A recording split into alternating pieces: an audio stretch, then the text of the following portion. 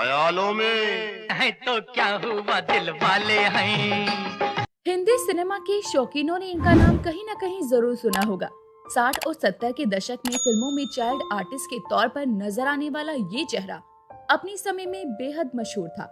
उस दौर के लगभग हर बड़े फिल्म स्टार के साथ में काम कर चुके जूनियर महमूद ने अपने हुनर के दम पर बॉलीवुड में अपना एक बड़ा नया खास मुकाम बनाया था और कम उम्र में ही जूनियर महमूद लोकप्रियता के चरम पर पहुंच गए थे। ये कितना मशहूर थे, इस बात का अंदाजा आप ऐसे लगा सकते हैं कि एक दौर में मुंबई में केवल 10 या 12 इम्पाला कार हुआ करती थी। उनमें से एक कार जूनियर महमूद के पास थी।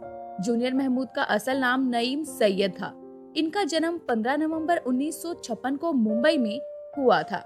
इनके पिता इंडियन रेलवे में इंजन ड्राइवर का काम करते थे और ये अपने परिवार के साथ एटॉप हिल इलाके में स्थित रेलवे कॉलोनी में रहा करते।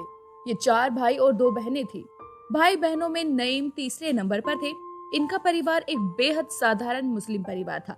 इनके परिवार की आर्थिक स्थिति बहुत ज्यादा अच्छी नहीं थी। कम उम्र में ही इनके बड़े भाई फिल्म सेट पर स्टील फोटोग्राफी का काम करने लगे।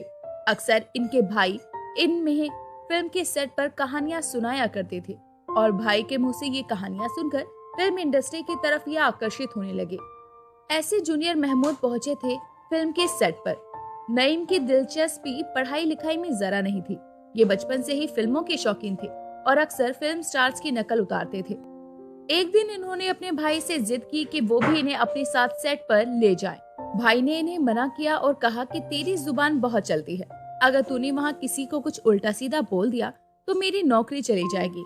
उन्होंने अपने भाई को भरोसा दिलाया कि ये वहाँ एकदम चुप रहेंगे और किसी से कुछ नहीं बोलेंगे। इनके भरोसा दिलाने के बाद इनके बड़े भाई ने इन्हें अपने साथ ले जाने की रजामंदी दे दी। इस तरह जूनियर महमूद को पहली दफा मिला एक्टिंग का मौका। अगले दिन नईम के बड़े भाई इन्हें अपने साथ एक फिल्म के सेट पर ले गए जिसका नाम था कितना नाजुक है दिल। इस फिल्म में मशहूर कॉमेडियन जॉनी वॉकर साहब थे और इस फिल्म में एक टीचर के किरदार में थे। जॉनी वॉकर साहब के साथ शॉट दे रहा एक बच्चा बार बार अपनी लाइंस बोल रहा था। वो शॉट हो ही नहीं पा रहा था। इत्तेफाक से ये वही डायरेक्टर की कुर्सी के पीछे खड़े थे। इन्हें जरा भी अंदाजा नहीं था कि ये डायरेक्टर की कुर्सी के पीछे खड़े हैं और डायरेक्टर होता कौन है। इनकी उम्र मात्र 3 बरस थी। शूटिंग कर रहा वो बच्चा जब फिर से अपनी लाइंस भूल गया तो डायरेक्टर की कुर्सी के पीछे खड़े नईम सैयद बोले, इतनी सी लाइन नहीं बोल पा रहा है और आ गया है एक्टिंग करने। डायरेक्टर साहब ने पीछे मुड़कर इन्हें देखा और इनसे पूछा, बेटा क्या तुम ये लाइनें बोल सकते हो? इस पर नईम ने जवाब दिया कि मुझे तो जॉनी वॉकर की लाइंस भी याद हो गई हैं, मैं तो वो भी बोल सकता हूँ। इसके बाद डायरेक्टर ने उस बच्चे की जगह इनसे वो डायलॉग बुलवाया और इत्तेफाक से एक ही टेक में वो शॉट ओके हो गया। ये बात अलग है कि कितना नाजुक है दिल नाम की वो फिल्म कभी रिलीज ही नहीं हो पाई, लेकिन उस फिल्म में नन्हे सईद की एक्टिंग डेब्यू जरूर हो गई थी। उस शॉट के लिए इन्हें 5 रुपए दिए गए थे, जो कि उस जमाने में एक बड़ी बात थी। इस तरह नईम का नाम पड़ा था जूनियर महमूद। पहली फिल्म में काम करने के बाद ये अक्सर अपने भाई के साथ फिल्मों के सेट पर जाने लगे और फिर इन्होंने कई फिल्मों में बड़े छोटे किरदार निभाए। कई दफा तो कई फिल्मों में ये बच्चों की भीड़ में भी दिखे जहां इन्हें किसी ने नोटिस भी नहीं किया। इनका नाम नईम सईद से जूनियर महमूद कैसे पड़ा, इसके पीछे की कहानी भी बड़ी दिलचस्प है। दरअसल इन्हें फिल्म सुहागरात में काम करने का मौका मिला था, जिसमें जितेंद्र, राजश्री और महमूद साहब जैसे दिग्गज कलाकार थे।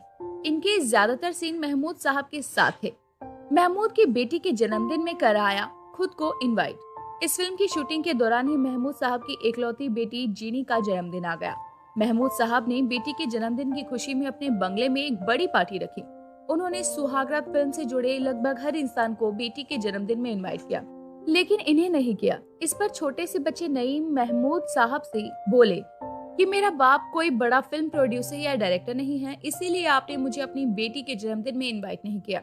साथ ही इन्होंने महमूद साहब से ये भी कहा कि अगर मैं आपकी बेटी की जन्मदिन पार्टी में आया तो पार्टी में 4 चांद लग जाएंगे। इसके बाद महमूद साहब ने इन्हें इनवाइट कर लिया और पार्टी में लगाया जबरदस्त तड़का। ये अपने पिता के साथ महमूद साहब के बंगले पर पहुंचे और वहां इन्होंने अमीन सयानी साहब से कहा कि महमूद साहब को बता दे कि वो आए हैं, जबकि ये अमीन सयानी को जानते ही नहीं थे। फिर उसके बाद तो इन्होंने पार्टी में ऐसा रंग जमाया, ऐसा डांस किया कि पार्टी में मौजूद हर शख्स इनका फैन हो गया। महमूद साहब के लोकप्रिय गीत हम काले हैं तो क्या हुआ, दिलवाले हैं पर इन्होंने हूबहू उनके जैसा गेटअप करके डांस किया। खुद महमूद साहब इनसे बेहद खुश हुए और पार्टी के बाद महमूद साहब ने इनके पिता से कहा कि अब से ये मेरा चेला है और अब से इसका नाम जूनियर महमूद होगा। इसी के साथ महमूद साहब ने इनके हाथ में एक गंडा भी बांध दिया।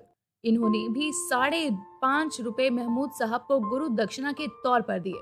यहीं से इनका नाम पड़ गया जूनियर महमूद। ब्रह्मचारी ने बदली किस्मत। नईम सैयद काफी हद तक महमूद साहब जैसे ही दिखते थे। कई लोग तो इन्हें इनका बेटा समझते थे। नईम सैयद से जूनियर महमूद बनने के बाद तो इनकी किस्मत पूरी तरह से बदल गई। ये हफ्ते में 3 दिन महमूद साहब से मिलते थे। जूनियर महमूद की किस्मत का टर्निंग पॉइंट बनी फिल्म ब्रह्मचारी, जिसमें ये शम्मी कपूर के साथ नजर आए थे। इस फिल्म से जुड़ा एक बहुत ही दिलचस्प किस्सा है कि दरअसल इस फिल्म के लिए जिप्पी सिप्पी साहब 12 ऐसे बच्चों की तलाश कर रहे थे जिनके फीचर्स एकदम अलग हो। उन्हीं 12 बच्चों में इन्हें भी चुन लिया गया।